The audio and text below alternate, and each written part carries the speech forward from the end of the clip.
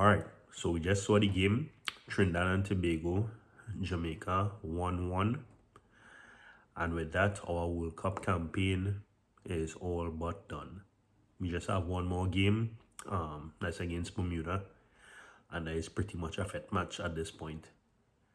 I won't lie, this one kind of stings because when you look at the first half, you see the quality of the football and how we had Jamaica pinned back and we were pressing them, and I think we had like between 60 something percent possession. We were dominating on the ball. Story of our life, we just couldn't score. So when we went in at the half at 0-0, I was happy but still nervous because a team like Jamaica, and let's be honest, most people said that this is the most talented Jamaican team that has come out of Jamaica. Well, come out of Jamaica for a very long time. And when you have teams like that and you have players like that, sometimes all you need is one chance. And that is what they had, basically one chance. And they took it. So, I mean, this hurts. We're not going to be in 2026 World Cup. My dream of seeing Trinidad and Tobago in a World Cup. I live here in the US. I was really hoping. Probably not this time. Well, obviously not this time, sorry. So, I may have to go somewhere else and watch them play World Cup. But barring that, and I know everybody will talk about the mistakes and talk about what took place and what we could have do better. I really not going to unpong the team because, to be quite fair, I think we did well. We had some positives, which I definitely think we could build on. World Cup wasn't in our cards, but there are other tournaments, and if we continue with this team and continue building the system, I could see us improving and I could see us making waves. I want to talk about Darren Payne. Darren Payne, he is the real deal. Because when we spoke about keys to the game, we spoke about Ronaldo Cephas and how we know what he does on that wing. But when Darren Payne was with him, he couldn't say anything. Darren Payne was going up and actually pressuring him so that he was more on the back foot than he was able to be on the front foot. Yes, I know people would say it's he who scored the goal, but our team was playing where we were high pressing and we were leaving like one defender, like a sweeper. At that point, I don't know why Andrew Raymond was the person back. We had two centre backs, Kobe Henry, Justin Garcia. I would have expected one of them to stay back. But Andrew Raymond was the man in the back, and Cephas coming down with a full head of steam against the small Andrew Raymond. I was acting a David and Goliath situation, and then Andrew Raymond slipped on when Cephas made the quick 90.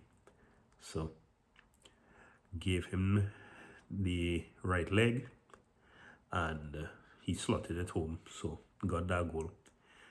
After that, took about 5-10 minutes to kind of catch ourselves, and then Jamaica thought that they could press, and they started to press a little bit. Again, no major chances.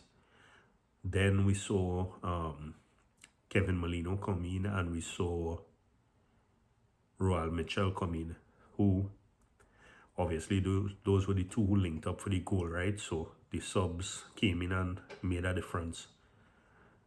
Again, I like the fact that young Royal Mitchell, 22, he had an assist. I really understand what happened with him when he get the ball between the two defenders, and I'm not sure if he tried to run too fast, but something happened to him, which was a little confusing because I think he came back on the field afterwards. If he didn't come back on, let me know. But yeah, I think two of them played pretty decent. Obviously, Kevin Molino scoring the goal is what brought us back in the game at that point in time and gave us a little bit of belief. But I want to go even before that.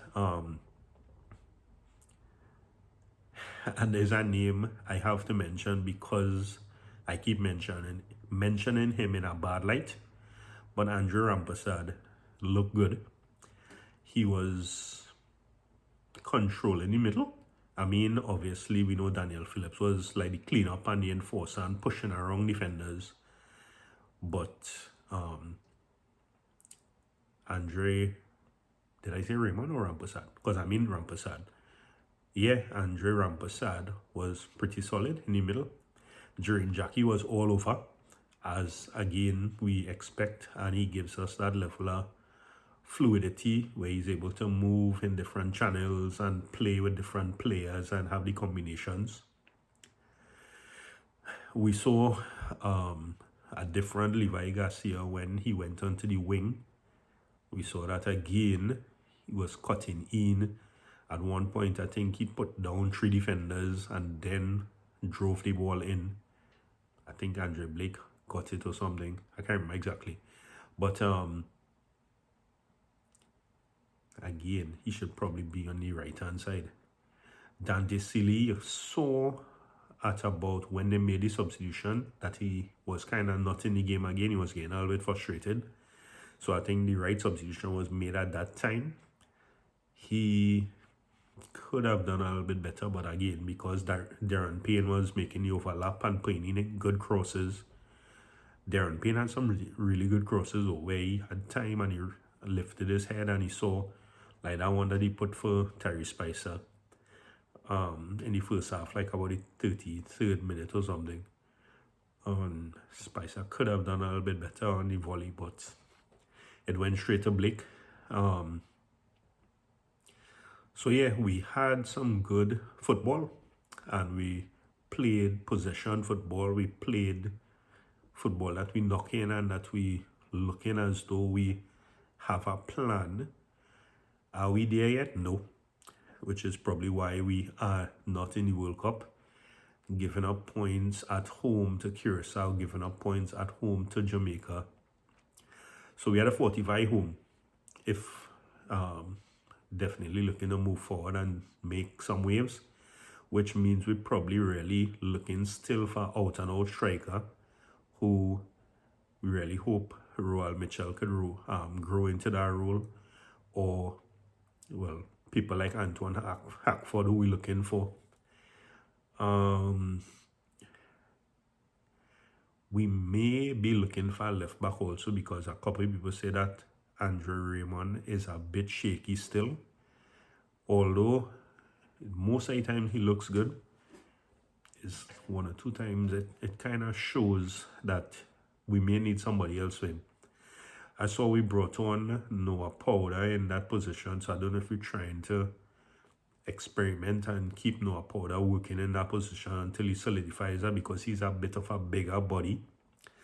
But I know that there are other outside players who we could bring in that position. But yeah, we continue to grow. We continue to develop. I know right now we are at 100 in the standings, and I think we would improve from that. Don't know how high up we would go, but obviously I had to make baby steps. Once you're making baby steps in the right direction. Somebody, I was looking at a podcast and he and somebody else were talking about if the World Cup came too quick for this group.